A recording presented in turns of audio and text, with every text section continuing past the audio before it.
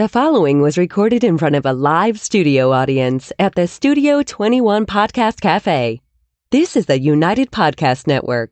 The following program is closed captioned for the thinking impaired. By tomorrow, I will rule the world! You think he's gone? He's not gone. That's the whole point. He's never gone! Is this some radical new therapy? You see?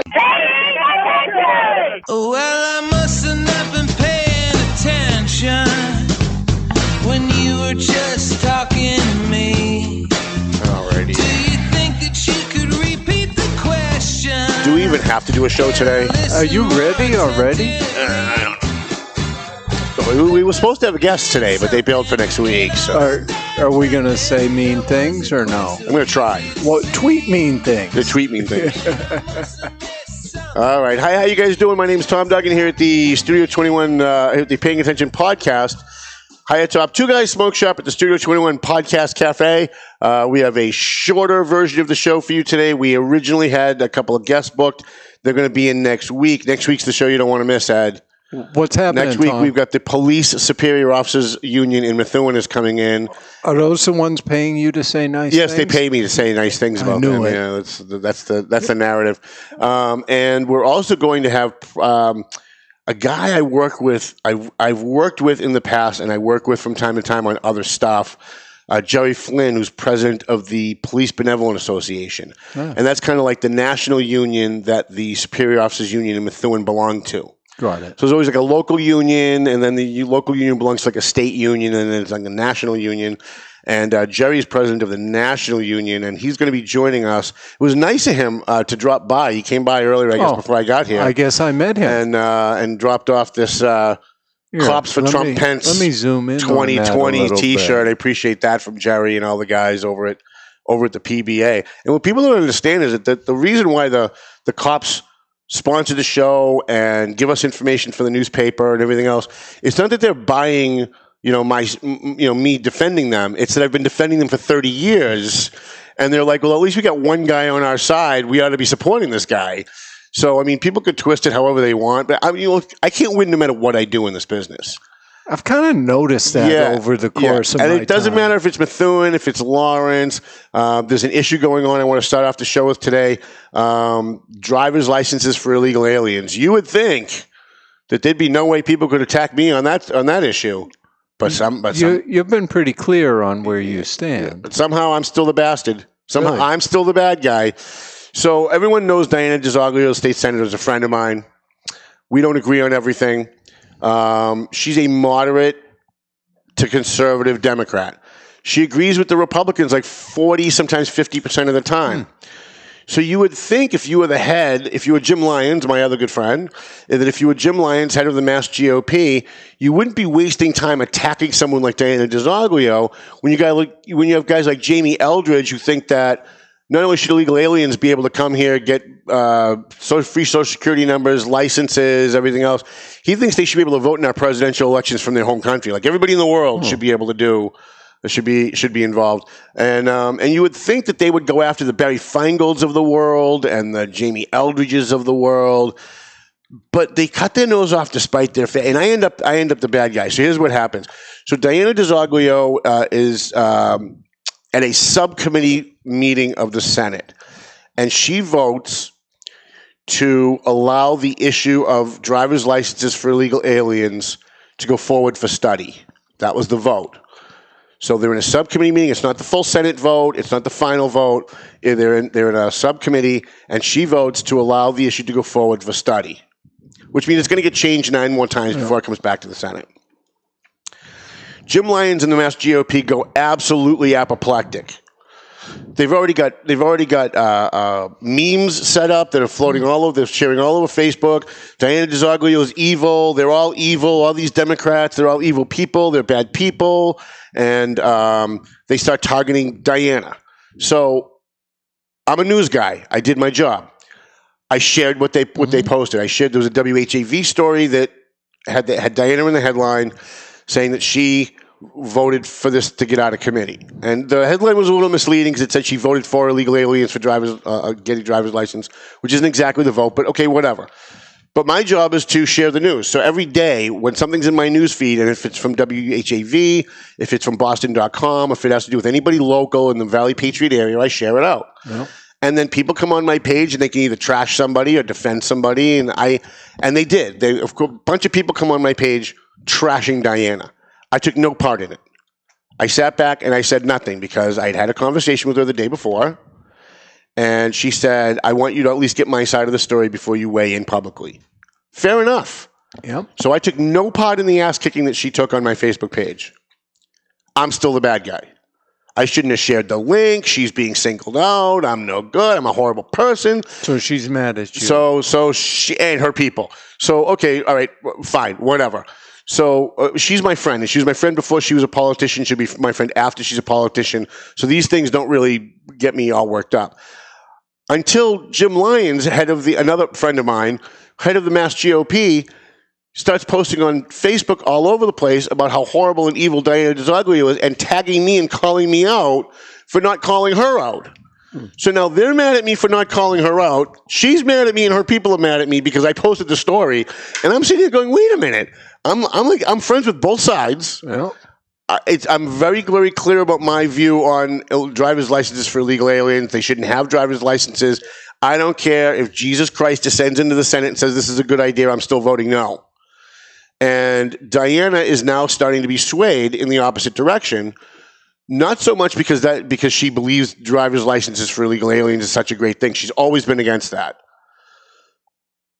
But her position, and hopefully I don't get in trouble for saying this, but her position is, from what I understand, that, hey, look, she was really ready to vote against the final bill until she went on Facebook.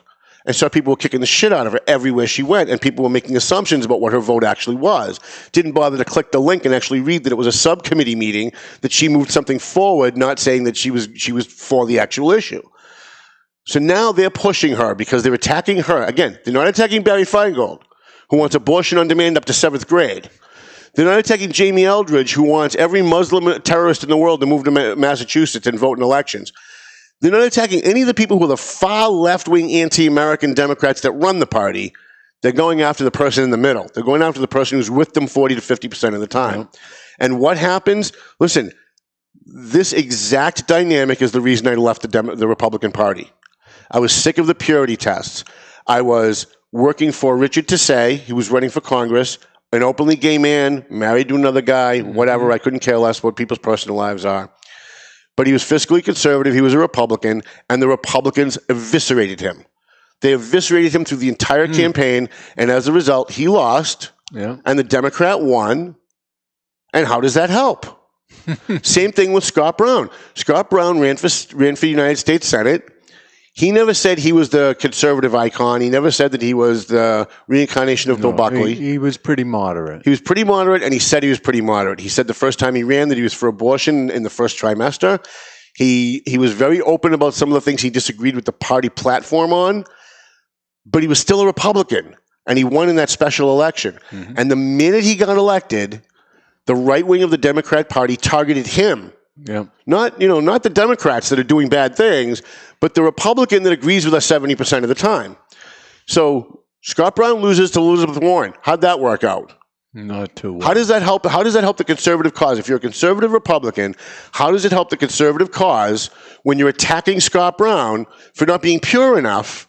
And you end up with Elizabeth Warren, who, I mean, I don't even have to say anything about where Elizabeth Warren stands on everything. She's a nutcase.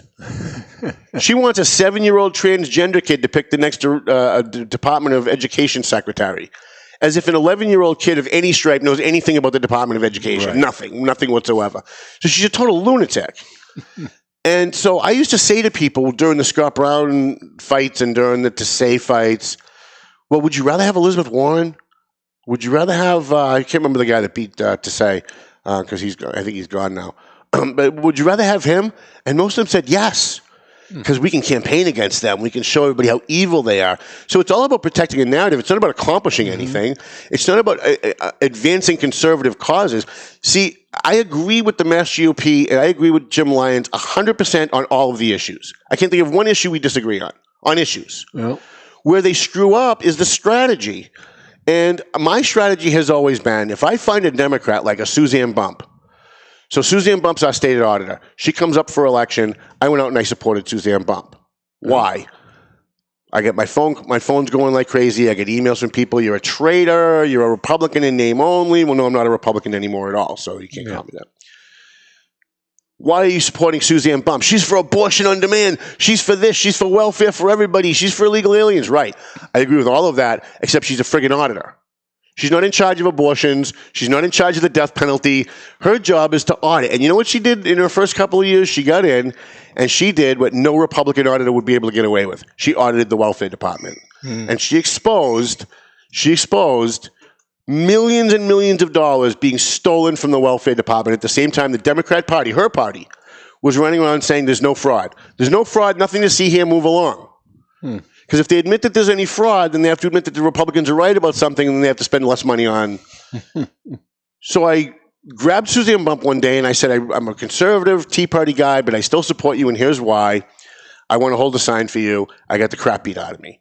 She's a liberal, right, but if you can find a Democrat who doesn't check all the boxes on the left, who gives her party a hard time, who helps advance the conservative agenda, which she does by virtue of auditing the welfare department. Now, when she did her first audit, Valley Patriot was governor, and he blasted her on the front page of the Boston Globe that she was just trying to run for governor someday, and she's skewing the facts. And that's when you started to like her. I liked her even more, right? Yeah. So Suzanne Bump said, okay, if the governor's going to call me a liar, she went out and she took some of her discretionary money from her budget, hired an outside auditing firm to come in and do a re-audit of the welfare department and found $9 million more that were being stolen that nobody knew about. In fact, they even pinpointed that the welfare office in Lawrence had hundreds of thousands of cash EBT cards walk out the door with no accountability. Wow. Nobody knows who signed off on them. Nobody knows where they went. Nobody knows who they went to. All right? If a Republican had done that, what would they call him? A racist. Yeah. You're a racist, but they can't call Suzanne Bump a racist because she's a left-wing lunatic. So it serves the conservative purpose to find people in the other party that are giving angst to their party and are doing things that help advance the conservative cause. But because the right wing of the party is so hateful, they just so hate anyone on the other side like they're bad people. Yeah. That you can't even get into their head that part of the way you advance a cause is not just by building up your own side, but by infiltrating the other side and getting people who aren't really happy with their own party, who don't check all the boxes, to come to your side once in a while. I mean, let's remember, I submitted a public records bill in the House and in the Senate.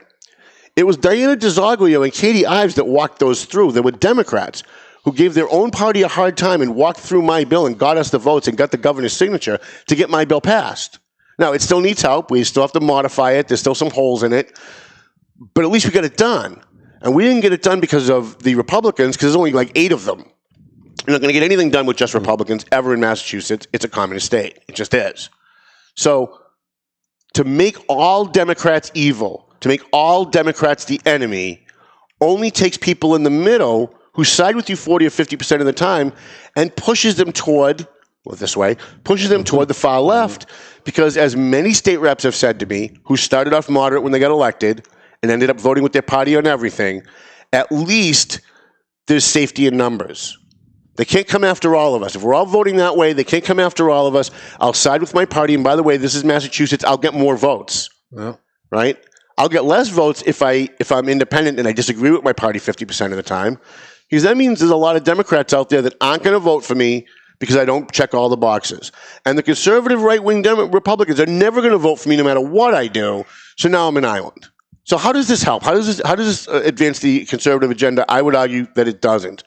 Jim Lyon's position, we had a nice conversation this morning for the first time in a few months. He said, well, that strategy has never worked. My argument is that strategy has never been tried. All right? Previous Republicans just acquiesced to whatever the Democrats wanted. That's not what I'm talking about. I'm talking about you find Democrats that don't check all the boxes, get them on your side on key issues, and then on some of those key issues, at least you can mitigate the damage that the left-wing lunatics in the legislature are doing. What about Donald Trump? Look at what Donald Trump did was the answer that I got. And he's not wrong, except Massachusetts is never going to vote for Donald Trump, and Donald Trump's strategy is never going to work in Massachusetts because the majority of the voters in Massachusetts are left-wing lunatics. It's just the way that it is.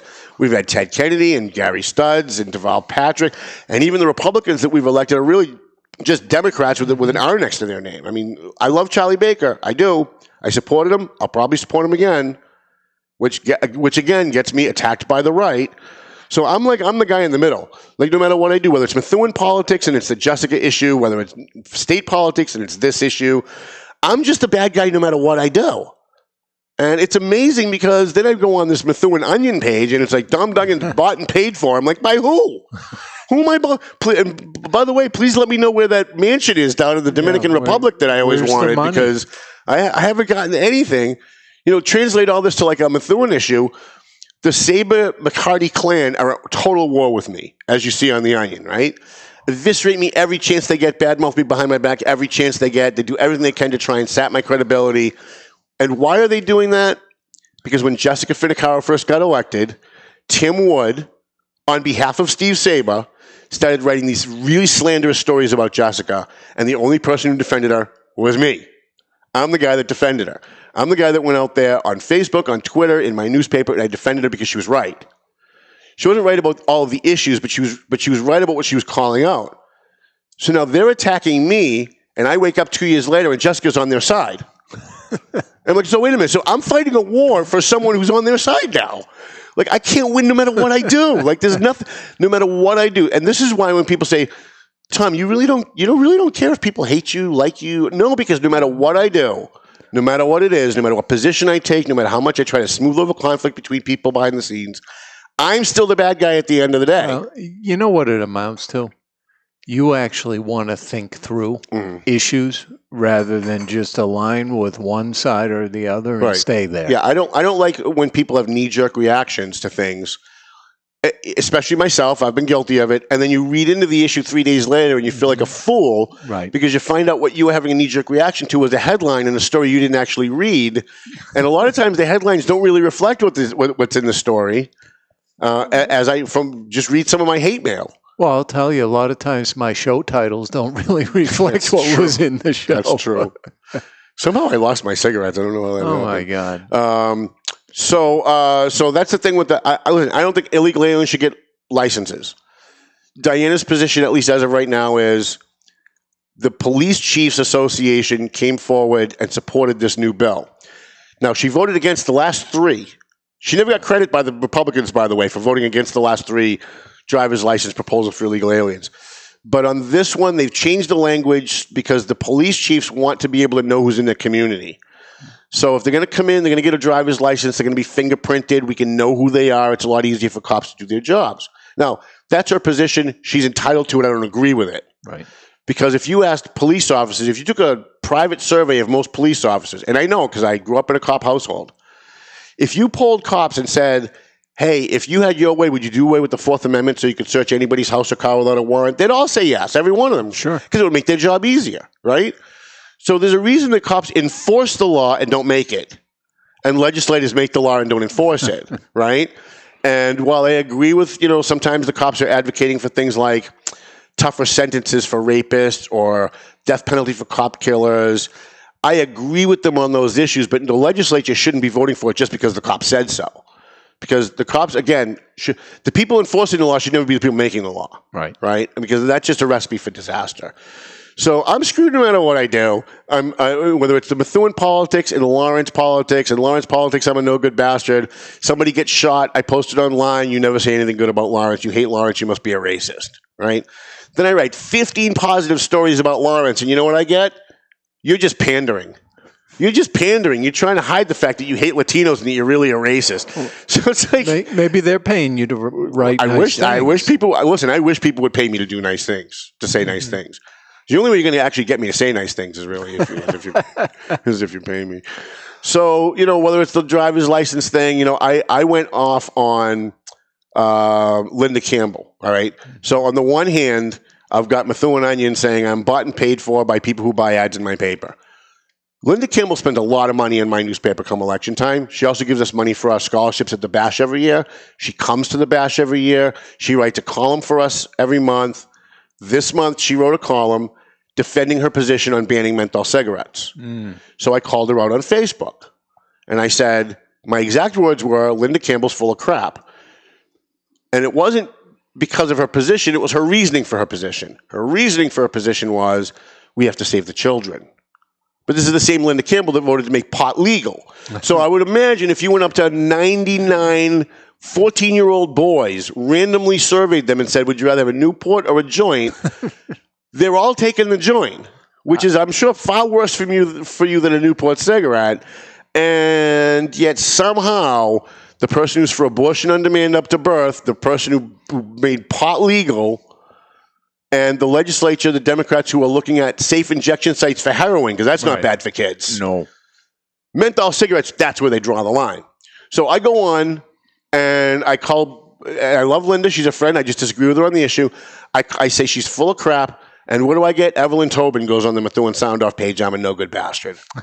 I'm a sexist for calling her out. How dare I call her out? I'm supposed to be a journalist. I'm not supposed to have an opinion. I'm like, well, wait a minute. So on the one hand, I'm bought and paid for by the people who buy ads in my newspaper. On the other hand, when I criticize them, I'm a no good bastard. I'm a sexist and I'm all these other things. I think you're starting to comprehend. Right. And that's why Tom Duggan does whatever the hell Tom Duggan wants to do on any given issue and does not give a shit what anybody else thinks anymore. Because no matter what I do, I'm going to get hit from all sides. Yep. Because I don't check all the boxes on the left or on the right. Because I'm not bought and paid for by anybody. And every time a piece of proof comes up on that, I still get the crap knocked out of me. So I can't win no matter what I do. So I just keep coming in and doing my own thing. And if people don't like it, listen, this is America. You're free not to like it. Mm-hmm. What I object to is the people who attack my motives. Yeah. If you want to attack my position, I'm good with that because we can actually have a conversation about the issue. But if you're going to attack my motive and say I'm bought and paid for or all this other stuff, there's nowhere to go from there. There's no way to actually get back to the issue and discuss whether or not the issue, like banning menthols or pot or driver's licenses for illegals or whatever, there's no way we get to that. And so when you look, and again, this is why I left the Republican Party. You look at the far left, they do the same exact stupid shit. Yep. You look at the far right, they do the same exact stupid shit. And that's why I left the Republican Party. I said, you know what? I want no part of this. I want no part of the hate. I want no part of the, and they're lies. They are lies. Not all the Democrats are bad people. Some of them are.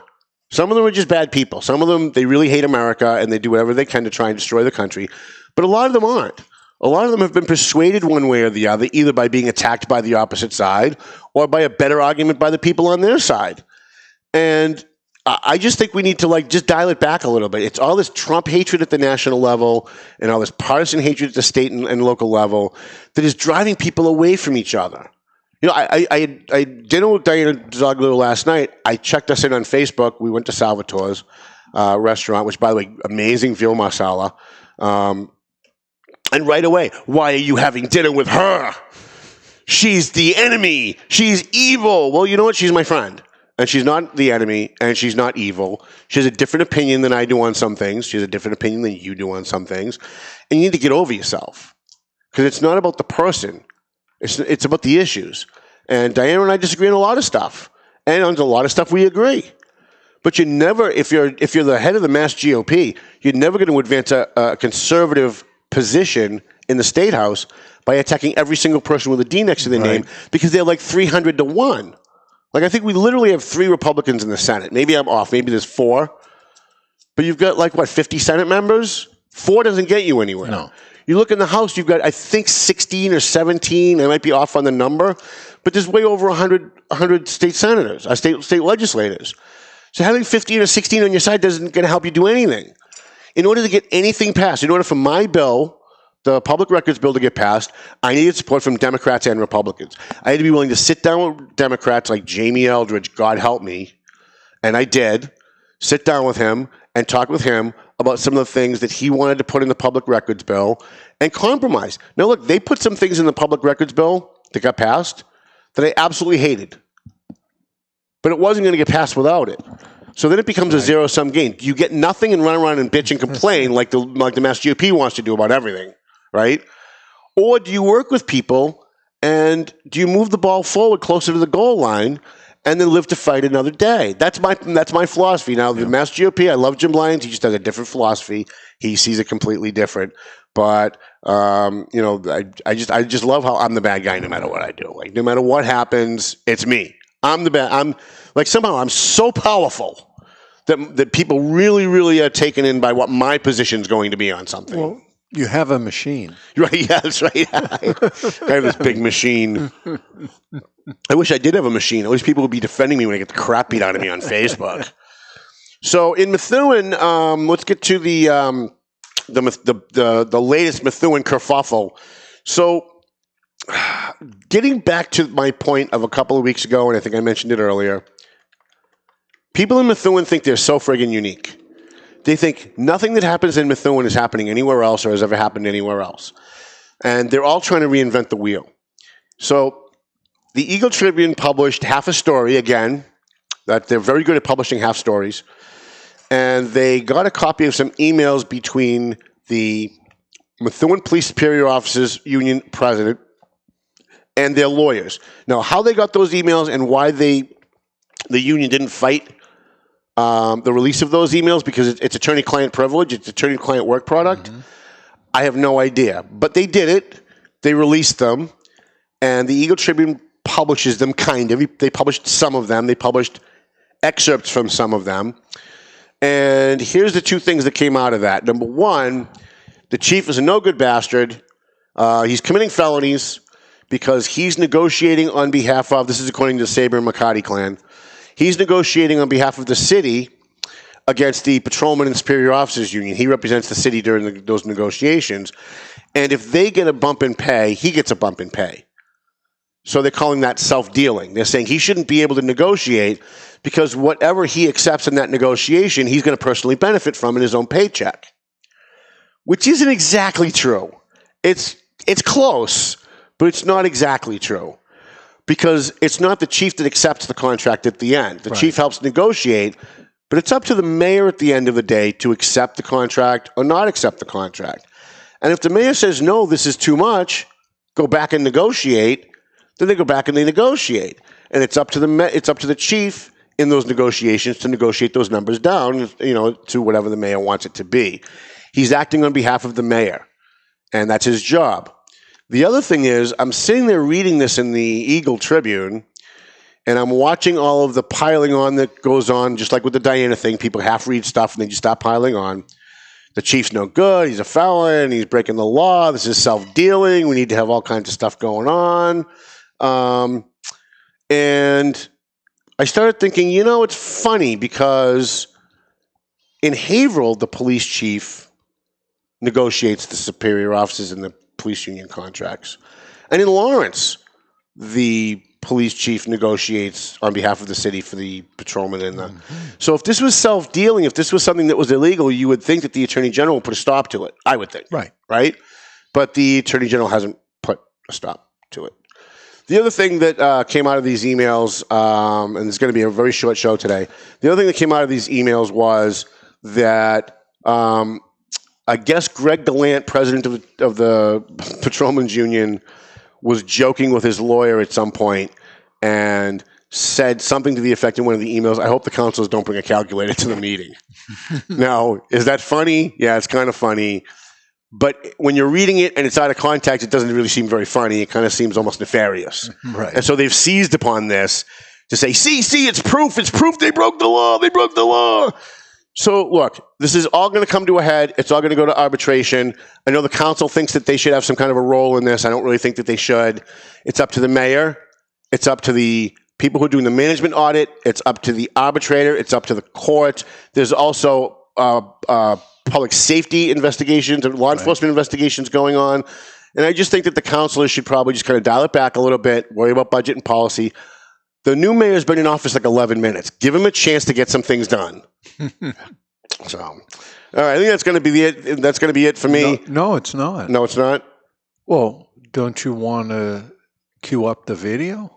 Oh, yeah. Let's end the show. That. So, Matt McLennan from McLennan Real Estate, McLennan and Company, who was a sponsor of the show. I didn't mention my sponsors. We'll do that before the end.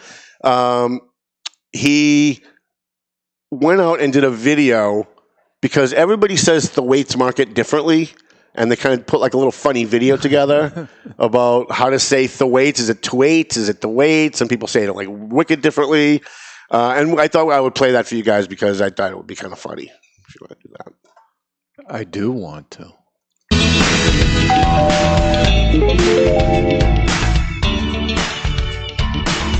Hey everyone, it's Matt and Sam here, Century 21 McLennan Company. How's it going? Here's a big question that comes up every single day here at McLennan Company. Hey guys, what's for lunch? I say we go to Thwaites. That's a great idea, but I think it's pronounced Thwaites. I'm having some Thwaites today. Brenda, what do you think? I'm in, but I think it's pronounced Thwaites. Hey Google, how do you pronounce Thwaites? That's pronounced Thwaites. I say Thwaites. It's Thwaites, isn't it? I say Thwaites. And I say Thwaites. It's Thwaites Market. I'm pretty sure it's Thwaites. No. It's definitely Thwaites. He says Thwaites. Right, buddy? It's pronounced Thwaites, and anybody that thinks otherwise is wrong. Thwaites. Thwaitesies. The Four Quiet Place. Thwaites. Thwaites. Hi, this is Mayor Neil Perry, and one of the things that I love best about Methuen is Thwaites. And you can take that pronunciation to the bank. It's Thwaites.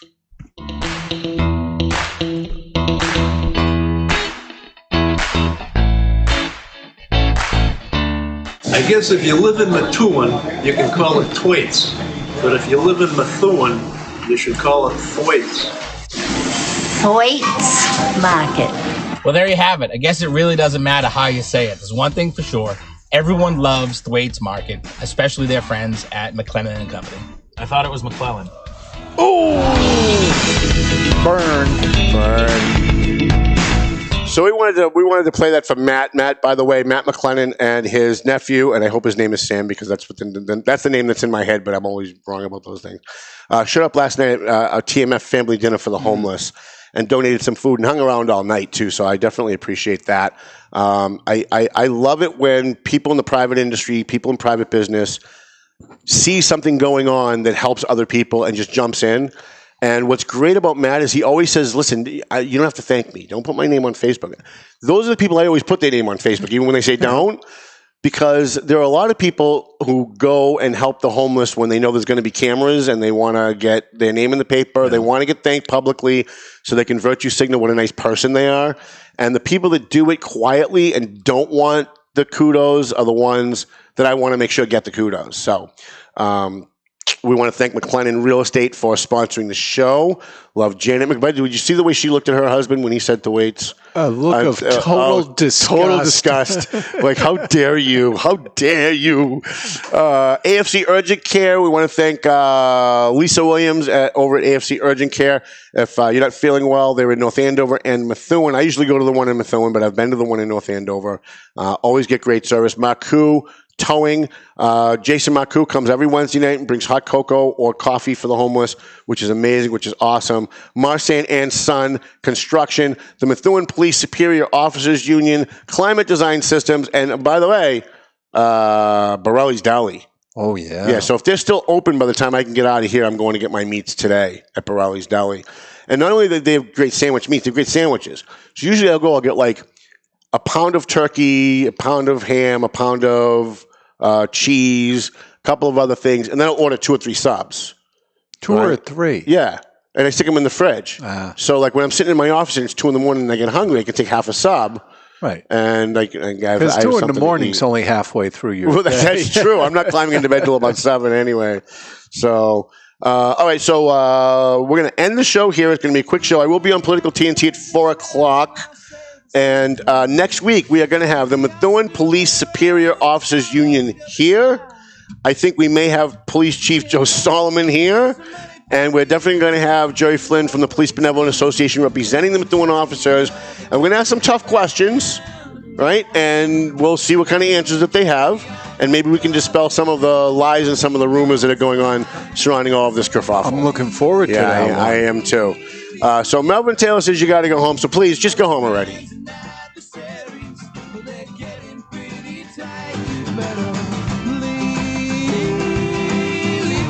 The views and opinions expressed by the hosts, guests, or callers of this program do not necessarily reflect the opinions of the Studio 21 Podcast Cafe, the United Podcast Network, its partners, or affiliates.